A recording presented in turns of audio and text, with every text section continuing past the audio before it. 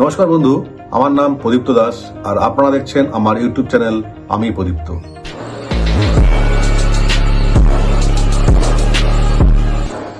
আপনারা তো প্রচুর সঙ্গীত শিল্পের নাম শুনেছেন, যেমন শচীন দেব বর্মন, হেমন্ত মুখোপাধ্যায়, লতা মঙ্গেশকর, কুমার শানু, মান্না দে এবং আজকালকার অরিজিৎ সিং। আজ আমি এমন একজন সঙ্গীত শিল্পের নাম বলবো যার সম্পর্কে আপনি হয়তো কোনোদিন নামও শোনেননি। তিনি হচ্ছেন মহান শিল্পী শ্রী কৃষ্ণচন্দ্র দে।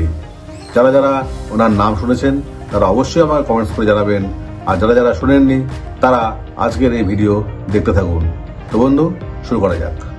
কৃষ্ণচন্দ্র দে ছিলেন বাংলা সঙ্গীতের এক আদি ও প্রবাদ পুরুষ, কিংবদন্তি কণ্ঠশিল্পী, থিয়েটার অভিনেতা, থিয়েটার প্রযোজক, সঙ্গীত পরিচালক ও দক্ষ সঙ্গীত প্রশিক্ষক। তিনি মুম্বাইয়ের সঙ্গীত জগতে কেসি দে নামেও পরিচিত ছিলেন। বাংলার অপর এক সঙ্গীত শিল্পী শ্রী শচীন দেব বর্মনের তিনি প্রথম শিক্ষক ছিলেন ও মান্না দে ছিলেন তার ভ্রাতুষ্পুত্র। 1893 খ্রিস্টাব্দে 24শে আগস্ট শ্রী কৃষ্ণচন্দ্রের জন্ম হয় ব্রিটিশ ভারতের কলকাতার মদন ঘোষ লেনে এক মধ্যবিত্ত পরিবারে। জন্মাষ্টমীতে জন্ম বলেই তার নামকরণ হয়েছিল কৃষ্ণচন্দ্র। তার পিতার নাম শিবচন্দ্র দে এবং মাতার নাম রত্নমালা দেবী। শ্রী কৃষ্ণচন্দ্র দে মাত্র 14 বছর বয়সে তার দৃষ্টিশক্তি হারিয়ে ফেলেন।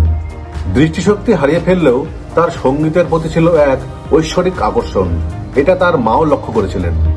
মূলত তার মায়ের ইচ্ছায় শুরু হয় কৃষ্ণচন্দ্রের সঙ্গীত চর্চা। 16 বছর বয়সে সে সময়ের বিখ্যাত খেয়ালিয়া শশীমোহন দের শিষ্যত্ব গ্রহণ করে সঙ্গীত চর্চা শুরু করেন। পরবর্তীকালে বহু গুণীদের কাছে সঙ্গীত শিক্ষা করেন। অত্যন্ত পরিশ্রম ও দক্ষতায় আয়ত্ত করলেন সবকিছু। হিন্দি ও উর্দু সঠিকভাবে উচ্চারণের জন্য মৌলবীর কাছে সে বিষয়ে শিক্ষা নেন। সঙ্গীতের গুণীজনের কাছে সঙ্গীত শিক্ষার পাশাপাশি তিনি কলকাতা ও মফস্বলের গানের অনুষ্ঠানে সঙ্গীত পরিবেশন করতেন। দরাজ ও মিষ্টিগলার অন্ধগায়ক অচিরেই বিপুল জনপ্রিয়তা লাভ করে। মাত্র 18 বছর বয়সেই HMV থেকে তার প্রথম গানের রেকর্ড প্রকাশিত হয়। যখন জনপ্রিয়তা শীর্ষে পৌঁছালেন তখন প্রতি মাসেই একটি করে গান রেকর্ড হতে লাগলো। 1962 খ্রিস্টাব্দের 28শে নভেম্বর 69 বছর বয়সে কলকাতাতেই তিনি পরলোক গমন করেন।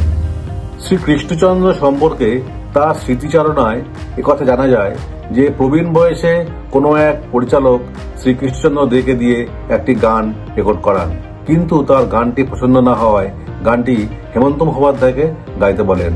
প্রথমে হেমন্ত মুখোপাধ্যায় এটি জানতেন না, কিন্তু পরবর্তীকালে যখন জানতে পারলেন এই গানটি প্রথমে কৃষ্ণচন্দ্র দে গেয়েছেন, তখন তিনি প্রথমে কৃষ্ণচন্দ্র দের গানটি ভালো করে শোনেন এবং পরবর্তীকালে সে প্রযোজককে বলে দেন যে গানটি প্রথমে কৃষ্ণচন্দ্র বাবু গেয়েছেন এই গানটি আমি গাইতে পারবো না।